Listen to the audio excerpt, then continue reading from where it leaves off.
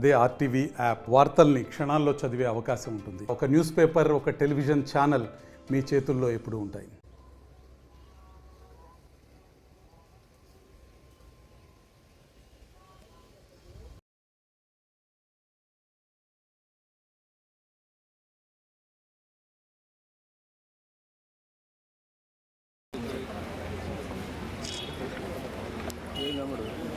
పట్టుకోన్నా లాగి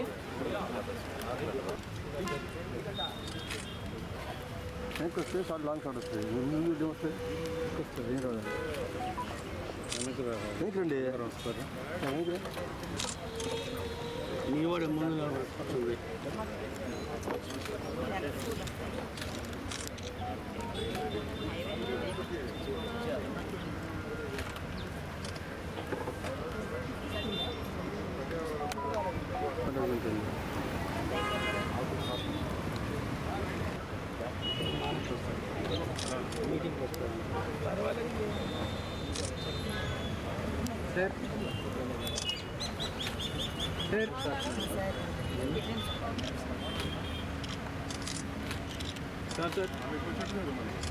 ఎందుకు ఉపయోగం ఉంది? నలుగురికి ఉపయోగపడే సార్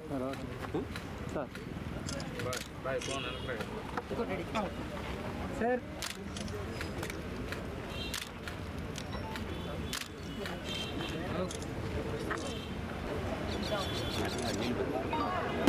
ఈ సంవత్సరం ఎండింగ్ ద ప్లాస్టిక్ పొల్యూషన్ అంటే ప్లాస్టిక్ కాలుష్యాన్ని ముగించడం అనే థీమ్తో ఈరోజు మనం అందరం కూడా జరుపుకుంటున్నాము. రాష్ట్ర వ్యాప్తంగా ఈరోజు గౌరవ ముఖ్యమంత్రి గారు 1 కోటి మొక్కలు నాటాలన్న టార్గెట్ ఇచ్చి అన్ని డిస్ట్రిక్ట్స్లో ఈరోజు మొక్కలు నాటించడం జరుగుతున్నది. మన జిల్లాలో 4,10,000 ప్లాంట్స్ ఈ ఒక్క రోజే త్రూఅవుట్ ద డిస్ట్రిక్ట్ మనము ప్లాంటింగ్ చేస్తున్నాము. అదేవిధంగా ఈ ఇయర్ 25-26లో మాత్రమే మన జిల్లాలో దాదాపు 35 lakhs మొక్కలు నాటించడానికి, దాన్ని ప్రొటెక్ట్ చేయడానికి కార్యాచరణ కూడా చేసుకోవడం జరిగింది. అన్ని డిపార్ట్మెంట్స్, దీంట్లో ఏదో ఒక డిపార్ట్మెంట్ అంటే municipal commissioners and social forest department మాత్రమే కాకుండా ఆల్ ద డిపార్ట్మెంట్స్, అన్ని డిపార్ట్మెంట్స్ని దీంట్లో ఇన్వాల్వ్ చేసి చేస్తున్నాం. ఇప్పుడు నాకు ముందు మాట్లాడిన వారందరూ కూడా ఎన్విరాన్మెంట్, పర్యావరణాన్ని ఎందుకు మనం రక్షించుకోవాలి, మొక్కల్ని ఎందుకు నాటాలి, ప్లాస్టిక్స్ని యూజ్ చేయడం ఎందుకు తగ్గించాలి, దాని గురించి మీ అందరికీ కూడా చాలా చక్కగా డీటెయిల్గా చెప్పారు. మీరు అందరికీ కూడా తెలుసు, బికాస్ ఇక్కడ మన జిల్లాలో ఎక్కువ మెప్మా మెంబర్స్ యాక్టివ్గా ఉన్నారు.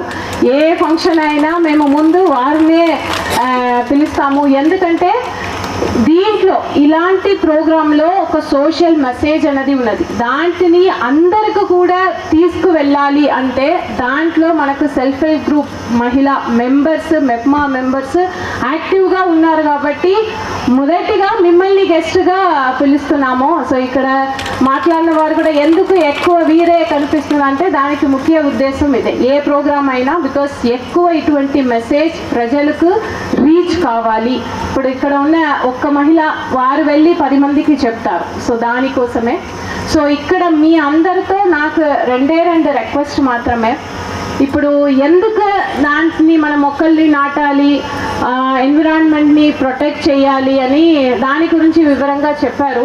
మీరు దాంట్ని ఎలా చేయాలి, దానికి ఈరోజు కూడా మీ అందరికి కూడా మొక్కలు ఫ్రీగానే ఈరోజు పంపిణీ చేస్తాము. మీరు తీసుకువెళ్ళి మీ ఇంటి పక్కన మీరు అది నాటించండి. నాటించడమే మాత్రమే కాకుండా దాంట్ని బతికించాలి.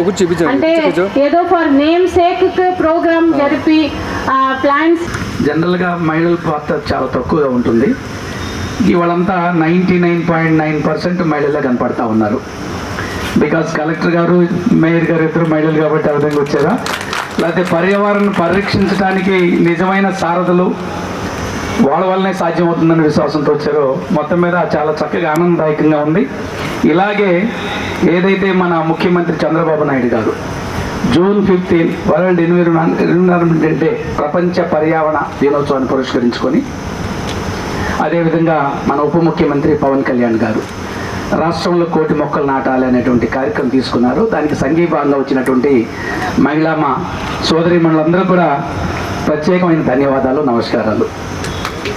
మీకు అందరికీ తెలుసు, ఇప్పుడు అందరూ కూడా చాలా వివరంగా చెప్పారు. కమిషనర్ గారు కానీ, మేయర్ గారు కానీ, ఇంకా డిఫరెంట్ అఫీషియల్స్, మన కార్పొరేటర్లు చాలా చక్కగా పర్యావరణ అవసరం. ఇందాక మేయర్ సుజాత గారు చెప్తూ అశోకుడు 2292 సంవత్సరాల క్రితం, అంటే సుమారు 2500 సంవత్సరాల క్రితమే పర్యావరణ అవసరం కోసం చెట్లు నాటాలి. అంటే మనం ఇప్పుడు మాట్లాడుతున్నాం, ఇంత టెక్నాలజీ సైన్స్ అభివృద్ధి చెంది క్షిపణులు వచ్చి అణుబాంబులు చేసే పరిస్థితికి వచ్చి, ఎక్కడో మాట్లాడుతుంటే వీడియోలు చూసే పరిస్థితికి వచ్చి, లేకపోతే మనం వైర్లెస్లో ఫోన్లో మాట్లాడే పరిస్థితి వచ్చి, ఇంత టెక్నాలజీ వచ్చిన తర్వాత కూడా 2500 సంవత్సరాల క్రితం అశోకుడు ఏదైతే మాట్లాడారో, ఏదైతే చేశారో అది ఇప్పుడు చెప్పుకుంటున్నాం. ఇంకా వెనకబాటు గురై ఇది చెయ్యాలని ఇప్పుడు చెబుతున్నాం. అంటే నిజంగా మనం అభివృద్ధి చెందుతున్నామా, వెనకబడిపోతున్నామా అని అందరూ ఆలోచించాలి.